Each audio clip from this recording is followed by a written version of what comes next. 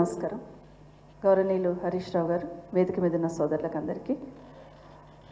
ఉదయం 7 గంటలకే మీరు ఇక్కడికి వచ్చున్నారని తెలిసినప్పుడు సరే కొంత లేడీస్తో సహా పిల్లలతో సహా వచ్చినప్పుడు బాధ అనిపించింది.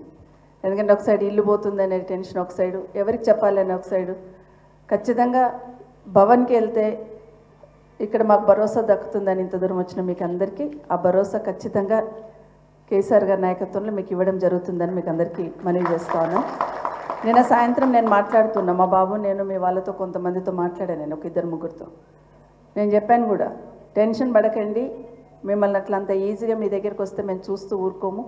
కేసీఆర్ గారు ఖచ్చితంగా మాకు ఒక డైరెక్షన్ ఇచ్చారు. అన్ని పద్ధతిగా ఉన్నప్పుడు వాళ్ళ మీద దౌర్జన్యం, ప్రభుత్వమే దౌర్జన్యం చేస్తుంటే మనం చూస్తే ఎట్లా ఊరుకుంటాము. ఖచ్చితంగా వాళ్ళకి భరోసా ఇవ్వాలి. అది లీగల్గా పోతామా లేకపోతే ఫిజికల్గా అక్కడ పోయి నిల్చుంటామా, వాళ్ళకి మాత్రం భరోసా ఇవ్వాల్సిందే మనం అని చెప్పినారని నిన్న కూడా మాట్లాడాను. మీరు ఇక్కడికి వచ్చారు. హరీష్ రావు గారు చెప్పినట్టు మేమందరం కూడా ఒకసారి అక్కడికి వస్తాం ఖచ్చితంగా. నాకు ఆ ప్రాంతం అంతా తెలుసు, గల్లీ గల్లీ తెలుసు నాకు ఆ ఏరియా అంతా. సో గల్లీ గల్లీ తెలుసమ్మా నాకు ఆ ఏరియా అంతా. కాబట్టి మీకు ఇబ్బంది రాకుండా చూసుకోవడానికి ఉంటామనేది ఒకసారి మీకు అందరికీ మనవి చేస్తున్నాం. మీరు చెప్పింది మళ్ళీ నేను రిపీట్ చేయను, హరీష్ రావు గారు చెప్పింది కూడా రిపీట్ చేయను. కానీ మీరు ఏ టైంలో అక్కడికి వచ్చినారు, ఎంత ఇబ్బంది పడితే అక్కడ మీరు వచ్చినప్పుడైతే మెయిన్ రోడ్ కూడా చిన్నగా ఉండింది. అసలు చెట్లన్నీ దగ్గరకుండి యాక్సిడెంట్స్ అవుతూ ఒక వెహికల్ వస్తే ఇంకొక వెహికల్ రాని పరిస్థితులలో ఉన్న పరిస్థితి చూస్తున్నాం. మీరు వచ్చినప్పుడు డ్రింకింగ్ వాటర్ కూడా చక్కగా లేదు అక్కడ. అప్పుడు అలాంటి టైంలో ఇవన్నీ ఇబ్బందులు ఎదుర్కొని మీరు ఇప్పుడు తను అన్నారు కదా, ఇప్పుడు కాస్త రిలాక్స్ ఉన్నామమ్మా, అప్పులు కొంచెం పోయాను కొంతమంది, ఇంకా కట్టాలమ్మా మేము అప్పులు కట్టాల్సిన అవసరం ఉందని కొంతమంది మా ఆడబిడ్డలు ఏడుస్తూ ఉన్నారు. ఆ చెల్లి అయితే రాగానే మేము అక్రమదారులమని చూపిస్తున్నారు, మాకెందుకు ఆ ట్యాగ్ లైన్ అనేది బాధపడుతూ ఉంటే నిజంగా బాధ అనిపించింది. నిజంగా ఉదయం చూస్తూ ఉంటే టీవీలలో చూస్తూ ఉంటే అదే అనిపించింది. రాత్రి అంతా దొంగలు వచ్చి ఎక్కడ కొడతారని గతంలో పూర్వకాలం దొంగల కోసం కావాలి ఉండేవాళ్ళు. కానీ ఇప్పుడు ప్రభుత్వం ఎక్కడొచ్చి మీద పడి మమ్మల్ని కొట్టేస్తుందని భయంతో ఈరోజు బతుకుతున్న పరిస్థితి ఈరోజు రేవంత్ రెడ్డి గారు తీసుకొచ్చారు. కేసీఆర్ అంటే ఒక భరోసా, కేసీఆర్ పాలన ఒక భరోసాగా ఉన్నామంటే ఈరోజు ఈయన వచ్చిన 9 నెలల్లో ఒక రకమైన రాక్షసానందం పొందుతున్నాడేమో అనిపిస్తుంది. మీరందరూ ఏడుస్తుంటే బాధపడుతుంటే దాంట్లో ఆనందాన్ని పొందుతున్నాడేమో. నిజంగానైనా మిమ్మల్ని ఇల్లీగల్గా కట్టున్నారు, బఫర్లో కట్టున్నారు ప్రశ్నిస్తున్న ముఖ్యమంత్రి గారు, మీ ఇల్లే చెరువులో ఉంది, ముందు అది తీసుకొని రండి, వచ్చి వీళ్ళకి సమాధానం చెప్పాలి. ఎందుకంటే మీ కొడంగల్లోనే మీరు చెరువు కుంటలు కట్టి ఉన్నారు, దానికి సమాధానం చెప్పకుండా ఇక్కడ వచ్చి వీళ్ళ మీద పడి మీరు ఇది చేస్తున్నారని మాట్లాడడం కరెక్ట్ కాదు. తప్పకుండా మేము పార్టీ తరఫున మీకు అండగా ఉంటాం. అర్ధరాత్రి అయినా కూడా మీరు ఫోన్ చేసినా మా బాబు ఉంటాడు, నేను ఉంటాను, పార్టీ తరఫున హరీష్ రావు గారు ఉంటారు, కేటీఆర్ గారు ఉంటారు, అందరం ఉంటాం. కాబట్టి మీరందరూ కూడా ధైర్యంగా ఉండండి. హరీష్ రావు గారు చెప్పినట్టు టెన్షన్ పడకండి, తొందరపడకండి, ఆరోగ్యాలు ఇది కాకుండా ఖచ్చితంగా లీగల్గా ఫైట్ చేస్తాం, ఫిజికల్ కూడా అక్కడ వచ్చి మీకు నిలిచిన ప్రయత్నం చేస్తాం.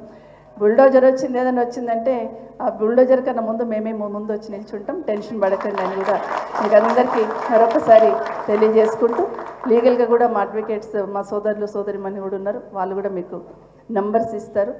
మా నంబర్ అయితే చాలామంది దగ్గర ఉంది, అక్కడ ఆ ఏరియాలో చాలామంది దగ్గర ఉంటుంది.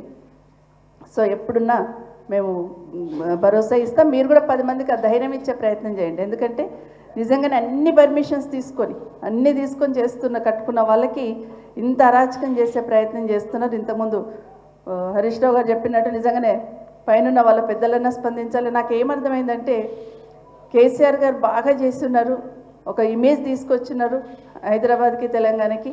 ఈ ఇమేజ్ని ఎట్లా డ్యామేజ్ చేయాలని కంకణం కట్టుకున్నట్టు కనిపిస్తుంది రేవంత్ రెడ్డి గారు. ఇక్కడున్న కంపెనీలన్నీ పక్కకి వెళ్ళిపోవాలి, ఇక్కడ ఉన్న వాళ్ళందరూ పక్కకి వెళ్ళిపోవాలి, ఇక్కడ డ్యామేజ్ కావాలని ప్రయత్నం చేసి ఒక విధ్వంసాన్ని సృష్టిస్తున్న ప్రయత్నం చేస్తున్నాడు. ఇది మనం అందరం చూస్తున్నాం.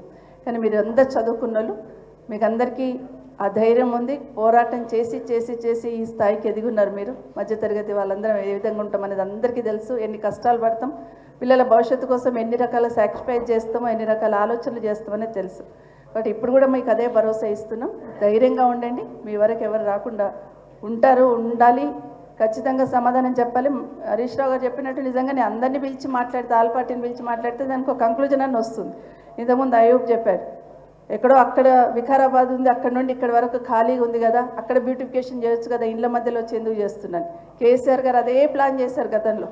ఎక్కడైతే అవుట్స్కర్ట్స్లో ఉందో, ఇండ్లు లేకుండా ఉందో అక్కడ బ్యూటిఫికేషన్ చేయాలని ప్లాన్ చేస్తున్నారు తప్పిస్తే ఇళ్ల మధ్యలో వచ్చి మిమ్మల్ని నట్టేట్ల ముంచి కట్టాలనే ఆలోచన లేకుండింది. కానీ ఈయనకేమో ఒక రకమైన రాక్షసానందం పొందుతూ ఉన్నాడు. ఖచ్చితంగా ధైర్యంగా ఉండండి, మీతో బీఆర్ఎస్ పార్టీ ఉంటుందని మీకు అందరికీ మనవి చేస్తున్నాను. ధన్యవాదాలు.